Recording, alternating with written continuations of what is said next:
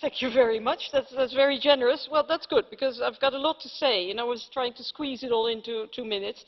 The first thing I was going to say, you know, if I were, I don't know, let's say, random example, a Russian oligarch, and I have some criminal money that I would like to park somewhere, I would be really delighted listening to the response of the Council and the Commission here today.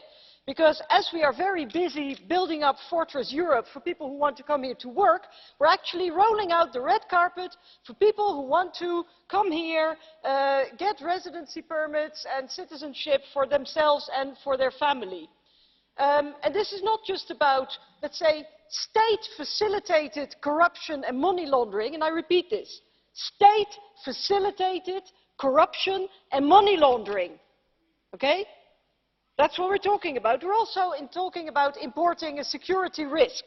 I mean, I don't even need to mention what's going on in Moscow on Thames, Russian oligarchs popping each other off apparently, but we've also seen that there is a very real risk for people who are investigating this, like the journalist Daphne Caruana Galizia, but also like whistleblowers who are exposing these practices. Because, let's be honest, this is just a big scam.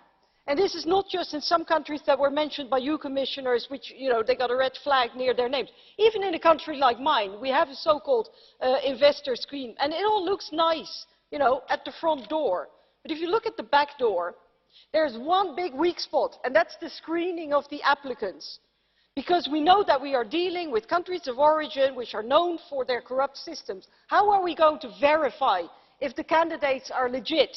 You know, if we can trust them? If the money is not criminal money, how are we going to verify that? This is not serious, and therefore I very much agree with the proposals of Tanja Fajon. We do need European standards, European rules, we need a common scheme, and we do need the European Commission to put forward legislative proposals, because I don't want to hear this anymore. We have no competence.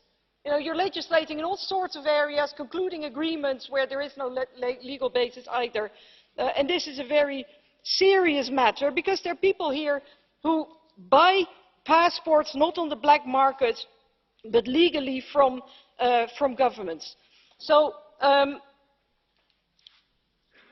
very curious to hear from the European Commission, because you say you're closely monitoring the situation and there will be a report in fall, but I would really like to hear a little bit more about it, because it's become a very, very urgent matter since the situation in Malta last year. We also need more transparency from the member states, because it's just not acceptable anymore with everything that's going on that member states are saying, oh no, this is a national matter, we're not giving out any information on this. This is about people coming into our European Union, getting EU citizenship, benefiting from all the rights that EU citizens and EU residents have. We have a right to know. So the argument that this is national competence to cover up criminal activities is simply not good enough anymore. So we need harmonized rules. We need harmonized standards for the screening procedures.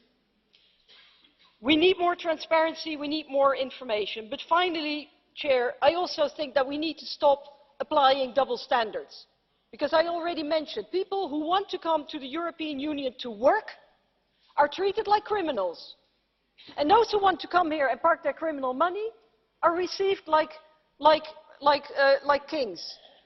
If you're an EU citizen affected by Brexit, for example, because you happen to live in a country that you do not have the citizenship of, then you're in big difficulty. But if you're a Russian oligarch or a Chinese oligarch, then you're fine if you have money. We need to stop applying double standards. This is something that we cannot explain to our citizens anymore. Our citizens don't care about national competence or EU competence. They want to know that EU citizenship is for EU citizens and not for criminals.